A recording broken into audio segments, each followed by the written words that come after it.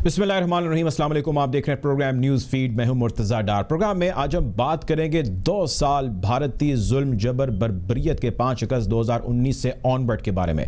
वैसे कई दहाइयों से, कई सालों से भारतीय फोर्सेस काबिज़ हैं, लाखों की तादाद में मौजूद हैं मकबूजा कश्मीर में और कश्मीरियों की आवाज़ को दबाते चले जा रहे हैं। International community, United nation, OIC, human rights watch, amnesty international, दुनिया के बड़े बड़े प्लेटफॉर्म्स ने इसके हवाले से करारदादें पेश की, मजम्मत की और इंसानियत के खिलाफ होने वाले मजालिम के खिलाफ आवाज़ भी उठाई, लेकिन वो नताइज हासिल ना हो सके। कश्मीर में मौजूद कश्मीरी आज क्या सोचते हैं और वो क्या उम्मीद लगाते हैं और पाकिस्तान से क्या उम्मीद लगाते हैं। साथ ही साथ आज हम ये भी जानने की कोशिश करेंगे कि इस सारे इशू को लेके पाकिस्तान ने अब तक जो आवाज़ बुलंद की, जहाँ जहाँ पर ये आवाज़ बुलंद की, क्या ये आवाज़ बुलंद किया जाना यहाँ तक एक दुरुस्त अमल है या इससे एक और स्टेप या एक और कदम हमें आगे बढ़ने की ज़रूरत है। अगर है तो वो क्या मुमकिन तौर पर हो सकता है।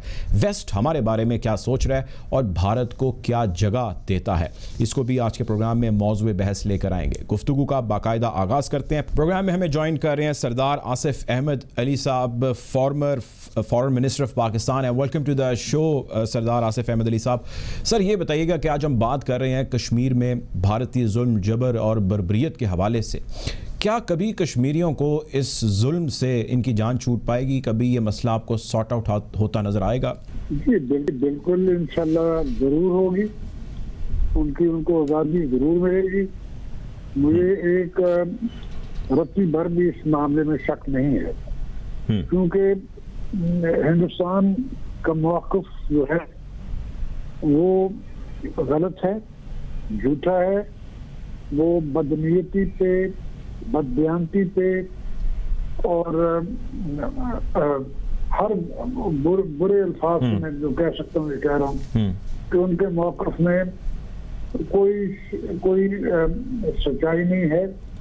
और बिल आखिर ये एक दुनिया का, अल्लाह का भी असूल है, जो झूठ है वो झूठ ही आता है और एक दिन उसको शिकस्त होती है। ठीक है, यकीनी तौर पे ऐसा होगा। अच्छा, अब सर ये बताइएगा कि इस सिलसिले में ज़ाहिर है कश्मीरी तो बरसरे पेकार हैं, लेकिन पाकिस्तान ने बहुत ज़्यादा कोशिश की और ख़ुसूसन जब से ये गवर्नमेंट आई है, जिस तरह यूनाइटेड नेशन के अंदर प्राइम मिनिस्टर इमरान खान साहब की तकरीर थी और जिस प्लेटफॉर्म पे वो भारत को और उसके जुल्म को या उसके एक्सपोज करते हैं नेटवर्क्स को, मेरा ख्याल है, ये मेरी राय है कि इसमें अभी तक कहीं कोई कमी नहीं आई। क्या पाकिस्तान जो अमल कर रहा है अभी तक या जो उसने इनिशिएटिव्स ली हैं, आपके ख्याल से वो सफिशिएंट है या we could have gone an extra mile? I think we could have gone an extra mile. हालांकि केस बड़े अच्छे तरीके से प्रेजेंट हो रहा है और मुझे ये भी सुन के खुशी होती है कि प्राइम मिनिस्टर और फॉरेन मिनिस्टर इस पर बहुत मुतहरक हैं। मगर मसला यहाँ नहीं है, मसला बाकी दुनिया में है। मसला मगरबी दुनिया में है, जो कि हिंदुस्तान और को एक बहुत बड़ा मुल्क देखते हैं, एक इन्वेस्टमेंट अपॉर्चुनिटी के लिहाज से देखते हैं। फिर चीन के खिलाफ उनको एक मुस्तकबिल में एक हरीफ समझते हैं कि आइंदा वो एशिया में चीन के सामने खड़ा हो सकेगा। ये सारे हालात वाकयात हैं, मगर ये हम जानते हैं, ये कोई नई बात नहीं, हम सब कुछ जानते हैं। और ख़ास तौर पे आजकल कुछ चीज़ों में हमें थोड़ी सी सेटबैक भी आई है। और सेटबैक ये है कि अमेरिका की जो पॉलिसी इस वक्त है वो पाकिस्तान की तरफ वो खास फ्रेंडली पॉलिसी नहीं है। मैं ये भी नहीं कहूँगा कि वो कोई बड़ी हॉस्टाइल पॉलिसी है, मगर एक नॉन फ्रेंडली पॉलिसी है। वक्तन फक्तन वो जी वहाँ से बातें निकलती हैं कि जनाब आपका जुडिशल सिस्टम ठीक नहीं है। यानी हिंदुस्तान के जुडिशल सिस्टम की बात नहीं करते। यहाँ के अयोध्या की जो मस्जिद, बाबरी मस्जिद गिराई गई, तो सुप्रीम कोर्ट का फैसला आप पढ़ के देख लें हिंदुस्तान की, वो कहते हैं कि जी हम पब्लिक ओपिनियन से गाफिल नहीं हो सकते। इसी तरह गुजरात की जो मैसेकर हुआ मुसलमानों का, उसमें भी कोई ऐसा फैसला नहीं दिया जो लीगल सर्कल उसको अच्छा फैसला समझे। तो उससे तो कोई तस्करा नहीं हुआ। तो इसलिए अब फैटफ का मामला है, उधर भी एक पाकिस्तान को सिंगल आउट किया जा रहा है। यानी हिंदुस्तान में जितनी मनी लॉन्ड्रिंग होती है शायद एशिया में और कहीं ना होती हो। इनके बहुत बड़े बड़े ग्रुप्स हैं जिनके बाहर बिजनेसेस हैं और आम पैसा ट्रांसफर हो रहा होता है और कानून मौजूद है, मगर वो फाटक को नजर नहीं आया। तो इस किस्म की कोई अनफ्रेंडलीनेस है, हॉस्टिलिटी नहीं है, मैं ये नहीं कह सकता। अब हाल ही में मोइज यूसुफ साहब जो एडवाइजर है नेशनल सिक्योरिटी, वो गए हुए थे, उनकी अच्छी मीटिंग्स हुई हैं। तो हमें जरूरत ये समझ की है कि जो दुनिया की 3-4 मेजर पावर्स हैं सिक्योरिटी काउंसिल के जो परमानेंट मेंबर्स हैं, चीन के आपको जाने की जरूरत नहीं है कि चीन ने खुद सिक्योरिटी काउंसिल में 2 बार कश्मीर के इशू को उठाया। आपको जरूरत है जाने की, मॉस्को तैयार है आपके लिए, वहां जाना जरूरी है। मैं समझता हूँ प्राइम मिनिस्टर साहब को भी जाना चाहिए। और सदर व्लादिमीर पुतिन को दावत देनी चाहिए पाकिस्तान में। इकोनॉमिक डेवलपमेंट भी पॉसिबल है, डिफेंस और सिक्योरिटी में भी कोऑपरेशन मुमकिन है, एनर्जी में भी है। इसी तरह हमें बरतानिया और फ्रांस और वाशिंगटन पे कोशिश और हमें उसको बढ़ाना चाहिए। इसमें पॉसिबल वे आउट क्या हो सकते हैं सरदार साहब? मतलब कौन से इनिशिएटिव गवर्नमेंट को लेने चाहिए? उनको कन्विंस करना पड़ता है और बार बार और उनके हर फोरम पे हमें जाना चाहिए। उनके पार्लियामेंट में जाना चाहिए, उनके मीडिया में जाना चाहिए, उनके थिंक टैंक्स में जाना चाहिए।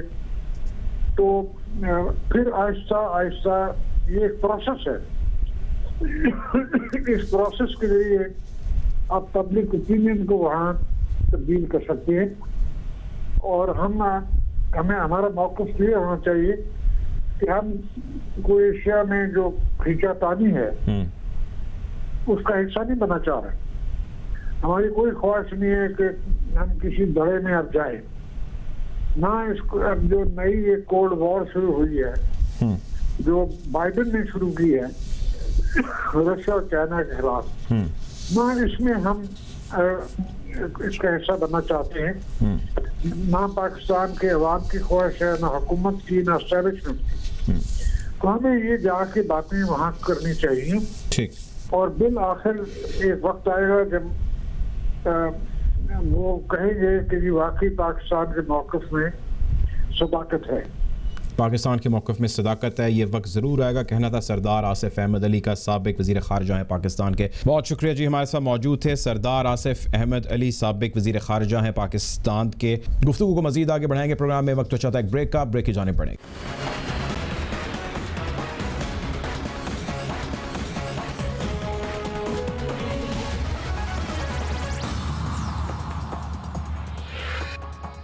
Welcome back after the break. गुफ्तगू मजीद आगे बढ़ाएंगे, जानने की कोशिश करेंगे कि सारी सूरत हाल मामलात किस जाने बढ़ रहे हैं। प्रोग्राम में ज्वाइन कर रहे हैं ज़फ़र हिलाली साहब, साफ़िक सफ़ीर हैं। इसके अलावा कर्नल असद महमूद हमें ज्वाइन कर रहे हैं। Welcome to the show. Hilali साहब, गुफ्तगू का आगाज़ मैं आपसे करना चाहूँगा। ये बताइएगा सर, ये कश्मीर मामला आज 2 साल हो चुके। 5 अगस्त 2019 में जिस किस्म की एनेक्सेशन और जिस किस्म की कवानीन और जिस किस्म की एग्जीक्यूशन की गई वहाँ पर कश्मीर के अंदर, पूरी दुनिया ने देखा भारत ने जो जुल्म किया। इस सारे केस को लेकर आपको लगता नहीं है कि इंटरनेशनल कम्युनिटी की जो खामोशी है ये एक बहुत बड़ी और मुजरिमाना खामोशी है और इसके पीछे इकोनॉमिक ऑब्जेक्टिव्स हैं? देखिए, है तो मुजरिमाना खामोशी। 2 साल स्टेट ऑफ सीज, और ये स्टेट ऑफ सीज जो है ये हिंदू इंडिया ने किया है। ये मुसलमान जो है हिंदुस्तान के, वो मोदी के लिए तो वोट करते ही नहीं है। तो ये हिंदू एरिया ने एक मुसलमान नेशन को, कश्मीरियों को डिसीज किया हुआ है 2 साल से। और 2 साल से जिस किस्म का उनके ऊपर रिस्ट्रिक्शंस लगाए गए हैं, इट्स अनबिलीवेबल। माने 2 साल तक एक पूरे कौम को इन्होंने समझे जेल में डाला हुआ है। और कोई कुछ नहीं कर रहा है। यूएन कुछ नहीं किया, ओआईसी तो छोड़े, मुसलमान मुल्क अपने इंडिविजुअल कैपेसिटीज में भी हम तो कुछ नहीं सुना। तो ये कब तक चलेगा ऐसा? यूनाइटेड नेशंस तो टोटली फेल हो गया है। यूनाइटेड नेशंस तो इस वक्त उसका वही सिचुएशन है जो league of Nations world war 2 के पहले, और लीग ऑफ नेशंस कोलैप्स कर गया। इसलिए कि जब इस किस्म के जुल्म होता है और आप as a international body, as a world body कुछ नहीं कर सकते, तो इसके माने आप फिर कोई काम माने यू आर यूजलेस। तो ये हालत है इस वक्त और कोई कुछ नहीं कर रहा है। अच्छा, इस सारे मामले में ज़फ़र लाली साहब ये बताएं कि पाकिस्तान ने जो एफर्ट्स किए हैं अभी तक, जिस भी तरह की हैं और जितनी भी की हैं, क्या वो सफिशिएंट है, राइट डायरेक्शन में है, या there could have been something more than this? नहीं जी, हमने बहुत किया है, बहुत किया है। और मेरे ख्याल में बेसिकली हम वाहिद हैं, अकेले हैं जो कश्मीर को हर जगह ले गए हैं। यूनाइटेड नेशंस में हमने अब हमारे प्राइम मिनिस्टर ने तकरीर जो किया था, सुना है कि 4th मोस्ट पॉपुलर या 4th मोस्ट वो क्या कहते हैं वो ट्वीटेड तकरीर है, लोगों ने सुना है, 7-8 मिलियन लोगों ने। तो कहने की बात यह है कि बहुत किया है उन्होंने।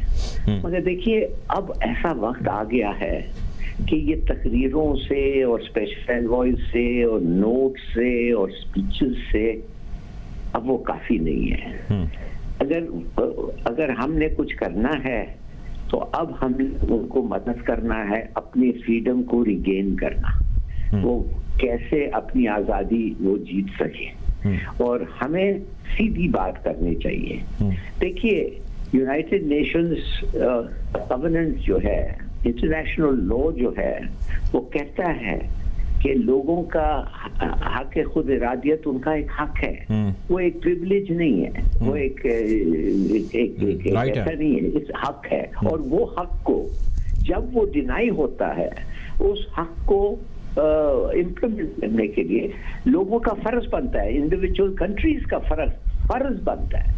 तो अंडर दैट हम वो करना चाहिए जो वो चाहते हैं, अपना हक खुद इरादत ये करने के लिए। बिल्कुल ठीक है, आप मेरे साथ रहिएगा। मैं सर इस पॉइंट पे आता हूँ। आगे प्रोग्राम में हमें ज्वाइन कर रहे हैं गौहर गिलानी साहब, जर्नलिस्ट हैं, एनालिस्ट हैं, श्रीनगर से हमें ज्वाइन कर रहे हैं। Welcome to the show. मैं आपकी तरफ गौहर साहब आता हूँ, लेकिन पहले मैं कर्नल साहब के पास जाना चाहता हूँ। कर्नल साहब, जिस तरह ज़फ़र हिलाली साहब भी इस चीज़ का जिक्र कर रहे हैं, जो हक खुद इरादियत है वो है और वो उनका राइट है, there is nothing wrong in it, लेकिन जब वो नहीं मिल रहा तो उसके लिए फिर आपको कुछ एक्स्ट्रा ऑर्डिनरी स्टेप्स लेने पड़ेंगे। मेरा सवाल आपसे सर ये है कि आप ज़ाहिर है इस फोर्स वाली चीज़ के अंदर रह चुके हैं, आप फ़ौज का हिस्सा रह चुके हैं। ये बताइए कि क्या पाकिस्तान मुतहम्मिल हो सकता है, पहली चीज़ तो ये कि वो कोई मिलिट्री का इस्तेमाल करे इस सारी चीज़ के अंदर, और दूसरी चीज़ ये है कि क्या ये इस्तेमाल करना भी चाहिए या नहीं करना चाहिए? बिस्मिल्लाहिर्रहमानिर्रहीम। मैं समझता हूँ कि जो इस वक्त situation illegal Indian occupation of Kashmir और पिछले 2 साल से जो सिचुएशन आपने देखी, स्पेशली आर्टिकल 35A को जो उन्होंने खत्म किया, और जिस तरह एक ऑटोनमस स्टेटस था वहाँ पर कश्मीर का, उसको खत्म करके उसको उन्होंने यूएन टेरिटरी बेसिकली बना दिया। और आप 2 सालों से इस तरह का आप कहते हैं कि जबर तशद्दुद, स्टेट टेररिज्म आपने होते हुए देखा, और आपने एक मिलिट्री सीज को देखा, यानी 2-3 अगस्त से किया, जो उस वक्त फोर्स लेवल उनका कुछ 6 लाख था, वो 9 लाख के चले गए। 9 आप से आपने कहा जी कि नहीं, अगर आप सोल्यूशन क्या है या हमें क्या करना चाहिए। यस, अगर आप ये देखें जी कि नहीं, आपको तो बड़ा अच्छा बच्चा बनना है, आपने किसी तरह आप पे कोई इल्जाम ना आए, सारा कुछ, फिर तो भी आपको भी कुछ नहीं करना चाहिए। तो मेरा ख्याल है थोड़ा सा कुछ सबक सीखने की जरूरत है। तो पड़ोस अफगानिस्तान में हम जा सकते हैं, अगर ठीक है ग्राउंड रियलिटी में भी डिफर करेंगे सर, अगर 40 सालों के अंदर उन्होंने 2 सुपर पावर्स को डिफीट किया, एक रैक्ट अगर अफगान मुजाहिदीन, तो लाइक वाइज मैं समझता हूँ कि कम अज इंडिया की शक्ल में तो कोई वो ऐसा आर्मी की नेटो वहां पर मौजूद है या सुपर पावर मौजूद है। एक दूसरी बात है, मैं बिल्कुल यहाँ ज़फ़र हिलाली साहब, अब वो बात गुजर चुकी है कि जी नहीं वो कोई ह्यूमन राइट तरीके से आप OIC की तरफ देखें, यूनाइटेड नेशन। गौहर गिलानी साहब, welcome to the show. Sir, 2 साल हो गए, भारत का तसल्लुत तो खैर कई सालों कई दहाइयों से कायम है। इन 2 सालों को आप अगर मैं कहूँ 2 मिनट में समराइज करें तो क्या आप कर सकेंगे सर? 2 सालों का रहा है, पूरी तकलीफों से इकोनॉमिक राइट्स भी सस्पेंडेड है, जिसके नाम पर ये सब कुछ हुआ। आर्टिकल 370 को जब हटाया गया तो यही डेवलपमेंट का एक आर्गुमेंट दिया गया कि अब यहाँ तरक्की का दौरा होगा और जो है सारी परेशानियां दूर हो जाएंगी। उल्टा ये हुआ कि 5 लाख कश्मीरी लड़के लड़कियों ने अपनी जॉब्स उनको उनसे हाथ धोना पड़ा। और आज ये सूरत हाल थी कि जो हमारा सबसे बड़ा मार्केट है लाल चौक में, वहाँ जो है उनके दुकानदारों के रिप्रेजेंटेटिव्स ने हमें बताया कि पुलिस थानों में उनको बुलाया गया कल ही, और इसी तरह जो पाइन शहर है नौहट्टा में, वहाँ भी यही सूरत हाल रही। और उनको ये कहा गया, वार्निंग दी गई कि अगर आपने अपने दुकान खोल दिए, दुकान बंद किए तो या हड़ताल की तो आपके खिलाफ कार्रवाई होगी। और उन्होंने फिर भी एहतजाज के तौर पर उन्होंने अपनी दुकानें नहीं खोली। एक स्पॉन्टेनियस एहतजाज था, लेकिन उसके बाद उन्होंने इल्जाम लगाया कि पुलिस खुद आई और पुलिस ने उनके ताले तोड़े। उसकी वीडियोस पूरी वायरल अब हो चुकी हैं, किस तरह से आयरन रॉड्स के जरिए तालों को ये तोड़ा गया और दुकानें खुली रखी गई ताकि एक वेट किया जाए। इसके साथ साथ आपको पता है कि 555 दिन का इंटरनेट शटडाउन, दुनिया का लॉन्गेस्ट इंटरनेट शटडाउन रहा था, कम्युनिकेशन ब्लॉकेड रहा था, और सारी जो सियासी सरगर्मियां हैं, खुद यहां तक के जो हिंद नवाज सियासी जमातें हैं उनको बंद कर दिया गया, उनके लीडरान को बंद कर दिया गया। तो मीडिया पे कदगनें लगाई गई और अब भी इस तरह का प्रेशर है कि जो भी करता है तो जर्नलिस्ट को समन किया जाता है। तो मुझे लगता है कि इससे पहले जो स्पीकर कह रहे थे कि मैं थोड़ा सा यही कहूंगा कि जो आर्गुमेंट्स ये हैं, चाहे लीगल मॉरल, ये आर्गुमेंट्स आई थिंक ये बहुत उससे ऊपर हो चुका है, क्योंकि जिस तेजी से डेमोग्राफिक्स तब्दील हो रहे हैं, जिस तरह से डीलिमिटेशन, पॉलिटिकल डिसएम्पावरमेंट हो रही है, उसमें ये यूनाइटेड नेशंस को इन्वोक करना या ये आर्गुमेंट्स देना, लीगल मॉरल, ये जो लोगों ने अब एक तरह से ये कहा है कि वो खामोश हैं, लेकिन उनको ये भी समझ आ गई है कि अब ये उनके हाथ से निकल चुकी है ये बात। ज़फ़र हिलाली साहब, मैं आपकी तरफ आऊँगा। गौहर गिलानी साहब कह रहे हैं कि यहाँ पर मौजूद जो लीडरान हैं या यहाँ पे जो मौजूद अवाम है, जो कश्मीरी हैं, उनका शायद ख्याल ये है कि अब बहुत सारी चीज़ें हैं जो उनके हाथ से निकल चुकी हैं। क्या कहेंगे आप ज़फ़र हिलाली साहब, क्या होपलेस हो जाना चाहिए? देखिए, उनके हाथ से जो भी निकला है वो वैसे सही कह रहे हैं कि ये तकरीरें और मॉरल और डिप्लोमेटिक सपोर्ट ये इट्स मच पास्ट दैट, अब ये खत्म हो गया है। अब बात असल है कि वो करना क्या, वो करेंगे क्या। ये कश्मीर जो है ये उनका मुल्क है। कश्मीर का फतह और हार जो है इट कंसर्न्स देम। हम तो हैं, मगर वो एक्चुअली वो की लीडर्स हैं, वो प्लेयर्स हैं। वो क्या है, वो लड़ेंगे, लड़ना चाहते हैं, तैयार हैं, अगर हैं तो ऑर्गेनाइज करें और हमारा फर्ज बनता है उनको मदद करें, ना सिर्फ ओनली मॉरल सपोर्ट या पॉलिटिकल सपोर्ट या डिप्लोमेटिक सपोर्ट। उनसे उन चीजों से मदद करें जो उनका फाइट जो है वो बढ़ता है, वो अचीव होता है, कुछ हासिल कर सकते हैं वो। तो मेरे ख्याल में अगर हम ये नहीं, तो इसके लिए सर थोड़ा सा ज़रा इस पे अगर आप एक्सपैंड करें कि हमें उनकी मदद फिर किस तरह कर सकते हैं। क्या हम ऐलान करेंगे कि जी हम कश्मीरियों की मदद कर रहे हैं, हम उनको वेपन दे रहे हैं, एमुनेशन दे रहे हैं, उनको इंटेलिजेंस इंफॉर्मेशन दे रहे हैं, या हमें ये डिक्लेयर कर देनी चाहिए जंग? मतलब फिर तो ये होगा, ये तो नहीं हो सकेगा कि दुनिया इस बारे में ना जान सके या भारत इसके ऊपर शोर ना करे। नहीं, हम ये जरूर कहेंगे कि उनका हक बनता है, सेल्फ डिटर्मिनेशन उनका हक है, हम उनको सपोर्ट करते हैं और we support them in every way we can. जाहिर है अगर हमारे लोग और कश्मीरी जो है वो भी उनको मदद करना चाहे कि क्या हम रोकेंगे उनको, क्या हम उनको गोली मार देंगे?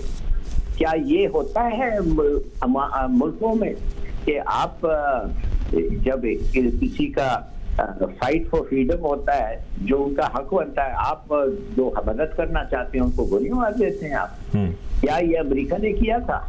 साउथ वियतनाम में किया था अमेरिका ने? क्या अफगानिस्तान में अमेरिका ने ये किया था? क्या अब हो रहा है? क्या अब हम पाकिस्तानी जो हैं, हमें जो तालिबान नजर आए उसको खत्म कर देते हैं, उसको कहते हैं कि तुम निकल जाओ, ये वो? Absolutely not. हम तो मुजाहिदीन के साथ थे ना ड्यूरिंग द वॉर, यूसीओ पे जो जंग हुआ था, तो हम उनके साथ हैं। और कश्मीरी अगर लड़ना चाहते हैं तो क्या हमें कुछ नहीं करना चाहिए? ये हो सकता है कि पब्लिकली हो सकता है कोई गवर्नमेंट कहे कि हम उनको मदद नहीं कर सकती, बिल्कुल नहीं, अनरियलिस्टिक। हाँ, तैयार हैं, सैंक्शंस आएंगे, बिल्कुल आएंगे आपको। अमेरिका तो मर रहा है सैंक्शन करने के लिए आपको, वो तो अभी भी कर देगा सैंक्शन अगर ये लड़ाई चंद दिन और चले। ये तालिबान का इस एक्सक्यूज और प्रीटेक्स्ट पे कि आप जो है you are not doing more और आप उनको मदद नहीं कर रहे, इसके लिए तैयार है। तो पाकिस्तान भी तैयार होना चाहिए, हमारी लीडरशिप भी मुल्क के लिए तैयार होना चाहिए, कश्मीरियों को भी अपने आप को ऑर्गेनाइज करना चाहिए और उसके बाद बिस्मिल्लाह। ठीक है। अच्छा गौहर गिलानी साहब, जिस तरह ज़फ़र हिलाली साहब भी कह रहे हैं, मैं जानना आपसे ये चाहता हूँ कि इस सारी सिचुएशन में, इस असना में एक होप है जो कश्मीरियों को शायद आज भी है, या जिस तरह आप कह रहे हैं कि अब वो उस तरह होपफुल नहीं है। जो यूथ है कश्मीर की, बहुत सारे बच्चे हैं, अब वो उनकी नस्लें आप जानते हैं कि आगे आती जा रही हैं। How do they take this, और वो क्या प्लान करते हैं आने वाले वक्त में कि वो क्या करेंगे? मतलब दे वुड सिट साइलेंट और वो उसकी हाँ में हाँ मिला देंगे, या वो रिबेल के तौर पे सामने उभरने की सलाहियत रखते हैं? देखिए मुर्तज़ा साहब, आई थिंक मैंने आपके इस सवाल का जवाब पिछले प्रोग्राम में भी दिया था। एक तो ये बात है कि 9 लाख फौज है यहाँ। 9 आप जब जो ही घर से बाहर निकलते हैं तो आपके सामने या तो एक पुलिस थाना है, या तो आर्मी का कैंटोनमेंट है, या तो जो पैरामिलिट्री है उनके जो है कैंप्स हैं। और हर चप्पे चप्पे पे ये है कि एक तरह मैं सिविलियन पॉपुलेशन की बात करता हूँ। देखिए ये कोई ऐसा इसको it's not comparable to Afghanistan कि यहाँ कोई ऐसी कोई फोर्स है कि जो तालिबान जैसी फोर्स है तो वो लड़ रही है। ये एक जो है ना, एक सिविलियन पॉपुलेशन का एक डेमोक्रेटिक तरीके से वो लड़ रहे थे, और उनकी सारी जो डेमोक्रेटिक लीडरशिप है, चाहे वो किसी भी पॉलिटिकल कॉन्ग्लोमरेट का हिस्सा थी, वो या तो जेलों में नजरबंद है या अपने घरों में ही नजरबंद है। और उसके बाद जो सिविलियन पॉपुलेशन है उस पर इस तरह से गवर्नमेंट एम्प्लॉइज तक को नौकरियों से, मुलाजमत से निकाला जा रहा है, सिर्फ इस वजह से कि उनका एक पॉलिटिकल ओपिनियन है।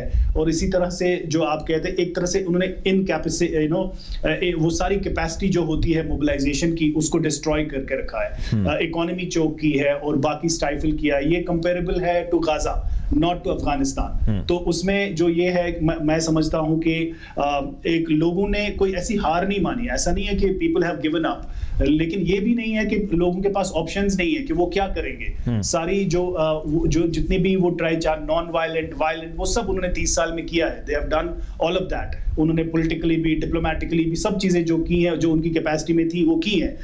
आज भी घरों को जलाया जा रहा है। एक घर में कहीं एक जो है alleged armed rebel होता है तो 7 मकानात को जलाया जाता है, 7 फैमिलीज को वो रास्ते पे आ जाती हैं। तो इस तरह के माहौल में जहां ये सूरत हाल हो, मुझे नहीं लगता है कि जब एक न्यूक्लियर स्टेट, जो न्यूक्लियर स्टेट है जिसके पास 10 लाख फौज होगी, वो एक जो है निहत्ते अवाम से ये कहेगी कि आप करें, या मतलब मुझे लगता है ये एक अनफेयर एक तरह से वो है कि वो क्या करेंगे। उनके पास कोई रिसोर्स नहीं है। कश्मीरीज डू नॉट हैव वो उनकी कोई अपनी आर्मी नहीं है। उनके पास सिर्फ एक पॉलिटिकल ओपिनियन है, पॉलिटिकल एस्पिरेशन है, और उसके वो पॉलिटिकली, डेमोक्रेटिकली और पीसफुली वो उसके लिए कर रहे थे। लेकिन जो लोग जिस तरह से अगर आप मिलिटेंसी की बात करेंगे तो वो खुद इंडियन जो है गवर्नमेंट कहती है कि 200 से ज्यादा नहीं है, और वो भी कॉम्बैट ट्रेंड नहीं है। वो ऐसे है कि जो बिल्कुल गुस्से में आके उनके पास फिर कोई या तो वो पत्थर लगाते हैं या कोई ऐसे उनके पास इक्का दुक्का कुछ ये होता है। तो वो मतलब उसको मिलिटेंसी कहना भी एक तरह से ये एक ज्यादती होगी, क्योंकि उनके पास ना कोई तरबियत नहीं है। तो ये बेसिकली इशू है, सियासी इशू है। तो उस सियासी इशू को जितने भी उनके पास ऑप्शंस थे वो उन्होंने इस्तेमाल किए। लेकिन अब ये क्या है, इस वक्त सबसे बड़ा चैलेंज है कि एक बैटल है, मेमोरी वर्सेस फॉरगेटफुलनेस, कि जो यादाश्त को जिंदा रखना, या उस जो है जो उनके राइट्स हैं, इकोनॉमिक राइट्स हैं, पॉलिटिकल राइट्स हैं, ह्यूमन राइट्स हैं, उसको देखना कि हमारी क्या राइट्स हैं, और वो कोशिश कर रहे हैं सर्वाइव करने की, ताकि वो एक तरह से कहानी लिख सकें और इस ऑर्डील को रिकॉर्ड कर सकें। उसके खिलाफ मुझे नहीं लगता कि और कोई ऑप्शन है कश्मीरियों के पास। जो आम लोग हैं उनके पास कोई ऑप्शन नहीं है। वो क्या करेंगे? एक जो है बोल में एक पॉपुलेशन है जो 70 to 80 जो 70 से 80 लाख की पॉपुलेशन है, विच इज सराउंडेड, वो पूरी मिलिटराइजेशन के अंडर है। वो क्या करेंगे? उनके पास क्या ऑप्शंस है? ठीक है, ये बताएं सर, फिर इसका दूसरा मतलब क्या है कि कोशिश करनी जो है वो छोड़ दी जाए? आप मतलब क्या एनालाइज करते हैं इन टर्म्स ऑफ के कोई वॉइस हो सकती है जो विद इन द कश्मीर उठे, कोई अपराइजिंग हो सकती है, क्या हो सकता है? I mean Pakistan is another option. क्या होगा? पाकिस्तान एक तो मैं फॉर्चून टेलर, मैं I don't want to be a fortune teller, और ना ही मैं ये कहता हूं कि क्या होगा क्या नहीं होगा। हम देखते हैं, देखिए पहली एक बात होती है कि हम बोलते हैं इंटरनेशनल एक ओपिनियन बनाएंगे या मजमून निगारी करेंगे या ट्वीट लिखेंगे या आगाही मुहिम करेंगे, तो उससे क्या होगा? उसके सामने आपकी फलस्तीन की एग्जाम्पल है, उसका फलस्तीन की जो स्ट्रगल है उसको दुनिया का सबसे ज्यादा सपोर्ट है। यूनाइटेड नेशंस में कितनी रेजोल्यूशंस है, 2 स्टेट सॉल्यूशंस आई है, पावरफुल मुल्कों ने उसकी तायीद की है, लेकिन सॉल्यूशन नहीं हुआ। लेकिन जब नॉर्दर्न आयरलैंड की बात थी, गुड फ्राइडे एग्रीमेंट हुआ अमेरिकन इंटरफेरेंस से। जब कोसोवो की बात हुई, सॉल्यूशन निकला। जब साउथ सूडान का बात आई तो वहां सॉल्यूशन निकला। ईस्ट तिमोर की बात आई तो सॉल्यूशन निकला। जहां जहां वेस्टर्न पावर्स ने, जहां उनका अपना सेल्फ इंटरेस्ट था, वहां उनको सॉल्यूशन चाहिए था, उन्होंने किया। जहां उनके इकोनॉमिक इंटरेस्ट हैं, वहां वो ह्यूमन राइट्स को दूसरे इसमें डाल देते हैं, वहां वो प्रेसिडेंट्स ह्यूमन राइट्स नहीं लेते। लेट्स गेट रियल कि ये चीजें जो है, आर्गुमेंट मैं बोलता हूं सब ठीक है, अपनी जगह हर एक चीज ठीक है। अगर ये लीगल आर्गुमेंट होती तो Zafrullah Khan would have one long back at the UN. तो ये चीजें नहीं है कि सबको पता है क्या मामलात हैं, लेकिन आपको खुद पता है कि चाइना और इंडिया दुनिया की 2 सबसे बड़ी मार्केट्स हैं, 1 बिलियन से ज्यादा पॉपुलेशन है, और वेस्टर्न कंट्रीज का अभी सबसे बड़ा चैलेंज ये है, अमेरिका यूज करना चाहता है इंडिया को as a counterweight to China, और उसी वजह से जो आर्टिकल 370 का मामला हुआ, इंटरनली इन्होंने बहुत बड़ी होमवर्क की थी, लेकिन जो इसके एक्सटर्नल डायमेंशन थे, जो फॉरेन पॉलिसी का एलिमेंट था, जिस तरह चाइना के साथ लाइन ऑफ एक्चुअल कंट्रोल पे जो मामलात हुए, और उस तरह से जो एक टू फ्रंट वॉर की जो एक सिचुएशन बनी, जो खुद इंडियन भारतीय दिफाई एनालिस्ट कहते हैं कि अगर कभी 2 फ्रंट वॉर होती है या 2.5 फ्रंट, अगर हिंटरलैंड में भी लोग उठेंगे, कोई मुजाहिमत करेंगे। ऐसा नहीं है कि सारी जो इस तरह के अदवार भी आए हैं कश्मीर में कि जब 2008 तक एक हालात थे, फिर 2008, 2010 और 2016 में सिविलियन अपराइजिंग भी हुई। वो कब होती है? फिलहाल उसकी कैपेसिटी नहीं है, क्योंकि जो 2 सालों में जितना ऑपरेशन हुआ है, मुझे नहीं लगता है कि उन्होंने उन चीजों को हिट किया है। पूरी सिविलियन पॉपुलेशन को एक तरह से महसूर करके रखा है। जो फराज की आपको नज़म याद होगी, जो मुहासरा, उसी तरह का कुछ समा है यहाँ। ठीक है कर्नल साहब, मैं आपकी तरफ आऊँगा। ये बताइएगा सर, इस सारे मामले में OIC का बड़ा अहमियत का हामिल है। हम यूनाइटेड नेशन को, वेस्ट को, बाकी इंटरनेशनल कम्युनिटी को तो बोलते हैं, मुस्लिम उम्मा, मुस्लिम कम्युनिटी लार्जली इस मामले पे खामोश है, या यूं कह लीजिए कि उस तरह सामने नहीं आई जिस तरह उसको आना चाहिए। क्या वजह है सर इसकी? देखिए, इसकी मेरा ख्याल है सारे मुआशी मफादात की आप बात करते हैं, और जितने भी मुस्लिम ममालिक हैं, इनको उम्मा तो कहने की जरूरत नहीं है। तो ये बिल्कुल आप आइसोलेशन के अंदर ये ऑपरेट करते हैं। इंडिया की बहुत बड़ी आबादी है, 130 करोड़ की आबादी है, बहुत बड़ी ये मार्केट है डार साहब। तो सर्चली मैं ये समझता हूँ कि शायद उनको ये गलतफहमी या कुछ फहमी है कि नहीं, अगर इंडिया से तजारत चलेगी तो उनका काम बड़ा ठीक चलेगा।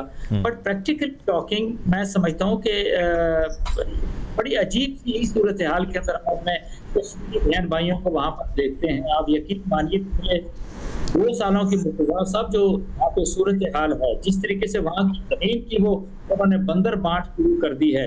यानी 17,000 कनाल तो उन्होंने पंडितों को दे दी है। इसके बाद सैनिक कॉलोनी यानी फौजियों की कॉलोनीज वहाँ पर बना रहे हैं, और फिर उसी के साथ 23 लाख से ज्यादा लोगों को वो वहां पर परमिशन दे चुके हैं। और अब तो आप देखिए वो फोकस उन्होंने किया हुआ डेमोग्राफी को तब्दील करने के ऊपर। तो मैं ये समझता हूँ कि हम बजाय OIC से कंप्लेंट करें, बजाय मैं कहूँगी कि नहीं आप यूनाइटेड नेशन से या किसी और ऑर्गेनाइजेशन से, हमें देखना है, हमें तो पिछले 2 सालों के अंदर अगर हम एक सिंगुलर प्लेटफॉर्म के ऊपर जाते हैं, कोई हमारा एक बेहतर और इफेक्टिव और मजबूत नैरेटिव को लेके हमारी हुकूमत चलती, और इसके इनके साथ तमाम अपोजिशन पार्टी के साथ होती, और मुल्क के अंदर जितने भी इदारे, मैं कहता हूँ, मैं स्पेशल इंडिया की आप बात करें, हम आप उससे कि जैसे आपको आज तो 5 अगस्त था, 2 साल पूरे हो गए, फाइन एवरीवेयर यू फाइंड, जी कश्मीर की ऊपर बात होती है, और कल के दिन में हमें ऐसा लगेगा कि नहीं सारी चीजों को भूल जाएं। तो मैं ये समझता हूँ हुकूमत को बड़ा सीरियसली इन काम करने की जरूरत है। और जैसा भी है कश्मीर के ऊपर अभी भी मैं कहूँ कि ये वक्त ऐसा है कि आप इंडिया के ऊपर अपने प्रेशर माउंट करने की जरूरत है। ह्यूमन राइट्स की जितनी भी ऑर्गेनाइजेशंस हैं, जिस तरह की ह्यूमन एट्रोसिटीज वहां पर कमिट कर रहा है इंडिया, उनको बिल्कुल सबके सामने मुर्तजा साहब लाई जाने की जरूरत है। इन सच टाइम हमको एक अपनी एक कम्प्रिहेंसिव एक ऐसी पॉलिसी कह लें या लाहे अमल तय नहीं करेंगे कि इंडिया को हमने किस तरीके से टेक ऑन करना है, ये तो 2 साल गुजर गए, तो आगे भी इसी तरीके से सिलसिला सारा चलता रहेगा। तो मैं ये जरूर कहूंगा कि हमें इसमें हिम्मत हारने की जरूरत नहीं है। एक नए सिरे से आज के दिन है, 2 साल पूरे हो गए, अब कोई एक दिन एक लम्हा जाया किए बगैर हमें, मेरा ख्याल है कि इंडिया को परसू करना है, इंडिया का पीछा करना है। दैट इज ठीक, आपका पॉइंट आ गया। सर मेरे साथ रहिएगा, मैं वक्त की कुछ कमी का सामना है। हिलाली साहब के पास जाना चाहूंगा। हिलाली साहब, जिसना कर्नल साहब कह रहे हैं कि we need to do something more, मेरा सवाल आपसे सर ये है कि EU डिसइंफो लैब हो, लाहौर जॉर्डाउन का धमाका हो, वो डॉसिया सबमिशन हो, वो इजराइल के स्पाई नेटवर्क का प्राइम मिनिस्टर इमरान खान के रिकॉर्ड का या बाकी हाई ऑफिशियल्स का जो है वो स्पाई करना हो, ऐसी बहुत सारी और भी चीज़ें हैं जिसको पाकिस्तान अपनी कैपेसिटी में, नॉट कश्मीर वाला मामला, वो भारत को या थर्ड पार्टी भारत को एक्सपोज कर रही है इंटरनेशनल कम्युनिटी के आगे, डायस्पोरा के आगे। Nothing is happening on the ground sir at all. Why? देखिए, 2 बातें हैं, अब आप प्लीज लिसन केयरफुली।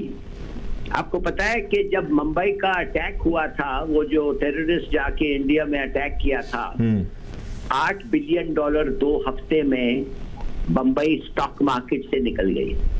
ठीक है, मैं जानना चाहता हूं, you got to hurt India, you got to make India dangerous place. आपको बताना है कि कुछ लोग खड़े हुए हैं जो जंग कर लड़ने के लिए तैयार हैं। मैं ये जानना चाहता हूं कि जो हिंदुस्तान इस वक्त कर रहा है कश्मीर में, डेमोग्राफिकली ये 15 साल में खत्म हो जाएंगे। आप अगर प्लेबिसाइट होल्ड करें, ज्यादा हिंदू हो जाएंगे उधर। मैं ये जानना चाहता हूं कि आप अगर आप स्टेक्स को रेज नहीं करते हैं, अगर आप इंडिया को एक डेंजरस जगह नहीं रखते हैं टू इन्वेस्ट, कुछ तो फिर कुछ नहीं होगा। You got to hurt India, you got to make India bleed, जैसे वो कर रहा है आपके साथ। क्या क्या नहीं हो रहा है बलूचिस्तान में, कितने लोग क्या अफगानिस्तान से हमारे पर क्या क्या अटैक्स आ रहे हैं। लोग कहते हैं कि ऐसे अटैक्स कंटिन्यू करें तो बलूचिस्तान में इन्वेस्टमेंट भी आएगा, तो फिर इंडिया में क्यों आना चाहिए भाई? यानी हमें एक कदम जो है वो आगे चलना पड़ेगा हमें। और 200 मिलियन हिंदू मुसलमान है उधर। चलो मैं कहता हूँ उनमें से क्या 1% लड़ने के लिए तैयार है? उनको इस्तेमाल करो, हर चीज इस्तेमाल करो जो यू मेक इंडिया ब्लीड। ठीक है गिलानी साहब, जिस तरह हिलाली साहब कह रहे हैं कि पाकिस्तान को शायद एक कदम और आगे बढ़ना होगा और ये वक्त की बड़ी अहम ज़रूरत है, क्या एक्सपेक्ट करते हैं आप पाकिस्तान से? और ये बताइएगा कि क्या पाकिस्तान एक कदम आपके ख्याल से आगे बढ़ सकता है? देखिए, मैं जो भी आपको सूरत हाल का जायजा जो मैं करने की कोशिश कर रहा हूँ, मैं एक सहाफ़ी के तौर पे कर रहा हूँ। हम आपको खुद पता है कि सहाफ़ियों पे कितना अताब यहाँ हुआ है। 40 से ज़ायद सहाफ़ियों को समन्स की गई है, केसेस उन पे लगाए गए हैं और उनको लिखने नहीं दिया जा रहा है। और जो भी लिखने की कोशिश कर रहा है, इंटरनेशनल मीडिया में लिख रहा है, तो उस पर इस तरह के प्रेशर्स हैं कि आपको मैं बता नहीं सकता हूँ कैमरे पे कि किस किस्म के प्रेशर्स हैं। और जहाँ तक ये जो है, देखिए मैं तो कोई डिफेंस एक्सपर्ट नहीं हूँ, मैं कोई स्ट्रेटेजिक एक्सपर्ट नहीं हूं, मैं एक स्टोरी टेलर हूं, मैं एक ऑथर हूं। तो मैं उस हिसाब से जो आपको कह रहा हूं कि ग्राउंड रियलिटी ये है कि लोग जो है अपनी पहचान को लेके, जो आइडेंटिटी है एज कश्मीरीज, और जो उनकी जो पहचान है उसको लेकर बड़े जो है उनमें बड़ी एंग्जाइटीज हैं। और उनको लग रहा है कि कहीं ऐसा ना हो कि आइंदा अगले 2-4 साल में जो अक्सरियत है जो मुसलमानों की यहाँ है, कहीं वो अकलियत में तब्दील ना हो, जिस तरह जम्मू में हुआ था 1947 मैसेकर के बाद, जब 2,37,000 मुसलमानों को पूंछ में, उधमपुर में, रियासी में और जम्मू डिस्ट्रिक्ट में कत्ल किया गया या टर्मिनेट किया गया। और जिस तरह से वेस्टर्न पाकिस्तान रेफ्यूजीज या वाल्मिक्स या गोरखास को और जो नॉन कश्मीरीज को जो है डोमिसाइल दिया जा रहा है, तो यही खदशात यहाँ एंग्जाइटीज ये हैं कि कहीं 1-2 साल में सारा जो है टेबल्स टर्न ना हो, इस तरह की पूरा डेमोग्राफिक पूरा मुकम्मल तौर पे चेंज ना हो। गौहर गिलानी साहब हमारे साथ मौजूद थे, श्रीनगर से हमें ज्वाइन कर रहे थे। कर्नल रिटायर्ड असद महमूद साहब हमें इस्लामाबाद से ज्वाइन कर रहे थे। जफर हिलाली साहब ने हमें ज्वाइन किया, साबिक सफीर। शुक्रिया आप तीनों मेहमानों का प्रोग्राम में वक्त देने के लिए। प्रोग्राम का वक्त खत्म हो जाता है, आपसे इंशाल्लाह जल्द ज़रूर मुलाकात होगी। अपना ख्याल रखिएगा, अल्लाह हाफ़िज़।